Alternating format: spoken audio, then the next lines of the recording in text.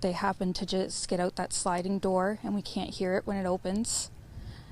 And they were outside playing, but we weren't aware of it at the time. And the next thing we knew, it was quiet. And we get up and I tell him, my partner, Daniel, I tell him, "Do you hear the kids?" And he says, "No." And we get up instantly. We're looking outside. We're looking everywhere, yelling for them. And I instantly just call 911. I just had the instinct I needed to call.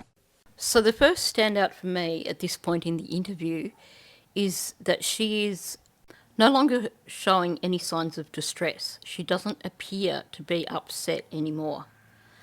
And basically, we've gotten into the narrative phase of the interview, where she is telling a story. The lack of emotional reaction, to me, suggests that this is just that, a story. It is not truthful. It is not something that she is reflecting on in terms of the children going missing, hence the reason there is no longer any sign of distress. The other thing I notice is that she shakes her head a lot throughout this interview, but particularly so during the narrative phase of the interview, while she's telling this story. So when she's saying that they got out the sliding door, she also shakes her head as she says, "We weren't aware of it at the time." And when she says, "It was quiet, we got up instantly." And when she said that they instantly called 911.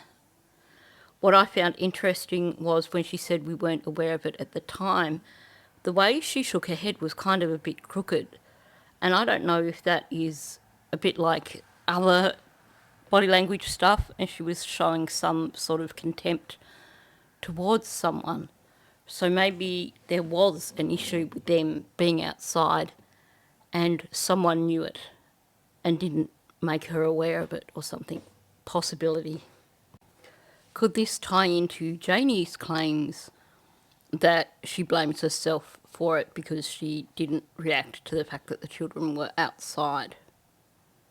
But I'm not so sure because I don't buy any of this narrative. Another interesting thing here is, could be a bit of leakage, a bit of a slip up, because she says the next thing we knew, the room, and then she pauses and goes, "It was quiet." And this is after she's established the fact in her narrative that the children have gone outside. So to slip up here and say that the room, and then it was quiet, to me suggests that maybe something did happen inside that house. Okay, going over to her narrative here, we get a lot of "we" statements. We can't hear the sliding door when it opens. We weren't aware of it at the time. To me, this is a huge red flag because quite often you see this in made-up narratives where two people have basically sat down and went, "This is the story we're going to tell." And because it is a made-up story, because it is a cooperative effort, they haven't really assigned roles for any of the story. So it comes out as, "We did this, and we did this, and then we did this." That's exactly what we're hearing here. It certainly makes it sound more like a made-up narrative than an actual retelling of real events. Now, you can tell in this interview that things were already bad between her and Daniel. She has so much trouble spitting out his name. She starts with, "I tell him." Then she pauses before saying, "my partner." And then she pauses again before she finally spits out his name. And even before she says his name, she takes this big intake of breath. You do get the impression that for her, at that point in time, the name Daniel is a dirty word. But not only that, straight after she says, "I tell him," before she continues on with the finally giving it up who she's talking about, she kind of clenches her lips, but it's asymmetrical. She's already showing contempt before she's got anywhere near the point of mentioning his name. You may have noticed also that after referring to him as, or after saying "my partner" and then saying Daniel, she closes her eyes. Obviously, even at this point in time, referring to Daniel as her partner is not something that she is overly comfortable with. It seems so very clear that at this point in time, she had no love for him whatsoever. The other huge red flag here is the amount of over-explaining that she's doing. And she's also offering up a lot of justification for everything. If you're telling a truthful story, you tend not to need to over-explain. You tend not to need to justify. She talks about the kids apparently getting out that sliding door, and she justifies them not knowing about it by saying, we can't hear that door when it opens. So essentially it's like, this happened, it's not our fault because we can't hear the door. So the justification to make sure that the listener knows that they're not guilty of anything.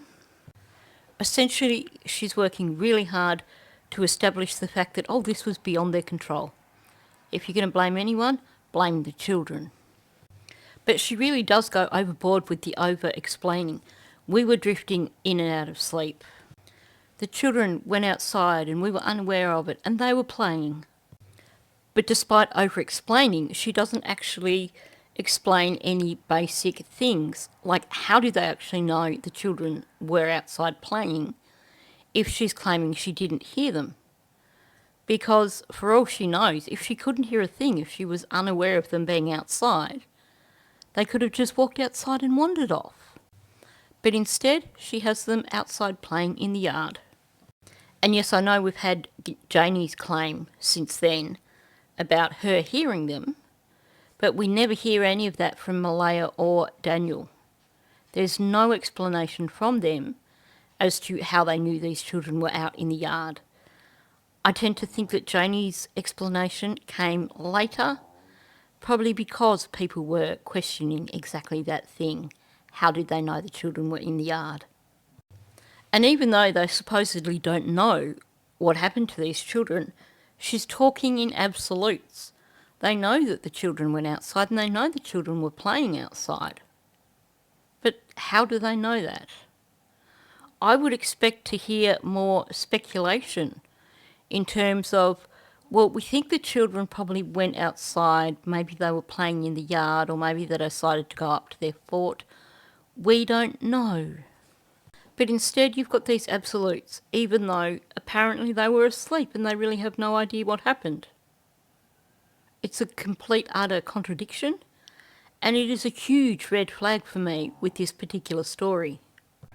Again, it makes it sound like more of a fictional narrative than an actual retelling. Let me tell you a story about these two little children. Now, when someone is retelling events that have occurred, you will expect to hear what has happened. Their retelling of that is going to be in a linear fashion. This happened, then this happened, then this happened. But Malehya isn't doing that in this interview. Her retelling here is definitely more of a narrative because it is not linear. Now sure, when you're retelling events, sometimes you remember something and you might backtrack and say, well actually before this happened, this occurred. But that's not what she's doing here. So she's giving the narrative about the kids being outside playing, and then she says, well, the next thing we knew, it was quiet and we got up.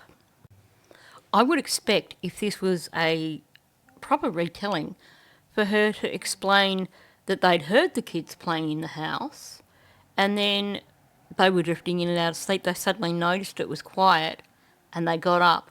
The bit about the kids being outside playing, I would expect to hear that down the track when she explains this is why it was quiet. It doesn't seem as linear as I would expect. She's basically having the kids going outside and playing before everything goes quiet, which is just basically the wrong way around. If, as she claims, they didn't know the children were outside. Because if everything went quiet after the kids went outside and were playing, then that would suggest that she heard the children outside playing. And she continues in the same fashion, because after introducing the notion of it's gone quiet and they get up, then she backtracks and she says, I tell him, do you hear the kids? And he says no, and we get up instantly. So she's basically backtracked and rearranged the story. It is not linear, it is all over the place. Like I said, yeah, you might backtrack when you're doing a retelling and say, I forgot to mention this, but that's not what she's doing here. She has the kids playing outside, then it goes quiet, then they get up, then she says to him, do you hear them? And he's like, no, and then they instantly get up. To me, because she can't stick with a linear structure, that says that this story is not real, this story is made up. But aside from the lack of a linear structure, it also reads like a written story. The way she talks about when she asked Daniel if he could hear the children sounds like what you would expect if it was a written narrative. It sounds more like written language than spoken language. She says, I tell him, and then if you add in speech marks, and then, do you hear the kids? And he says, speech marks, no.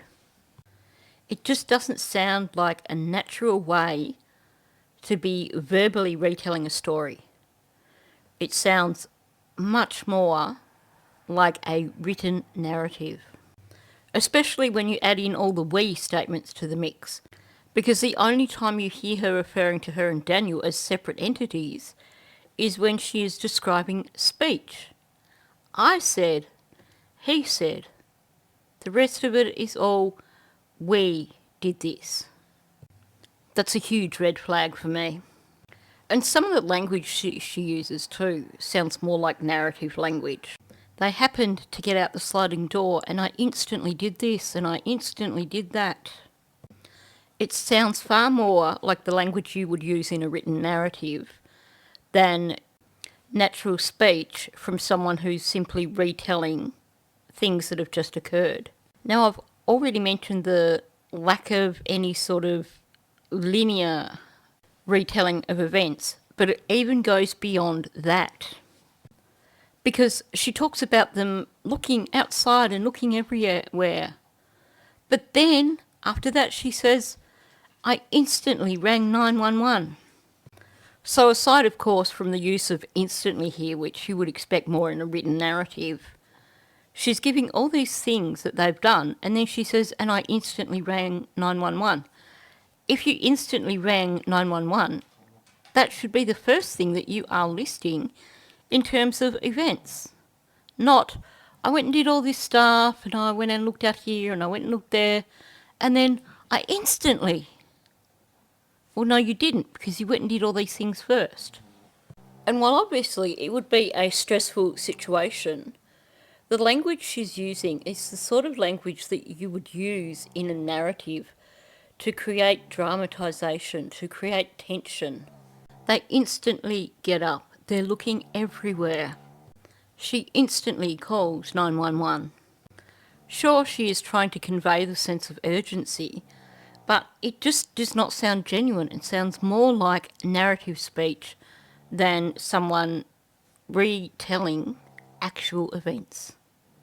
I mean, when you break it down, what she's doing here is she is over-explaining, she's trying to be overly convincing, and she's using language that you would expect to see in a written narrative as opposed to language that you would expect to hear in natural speech. I couldn't tell you what happened to these children, but I can tell you that this narrative is complete utter BS, and this is not how it went down.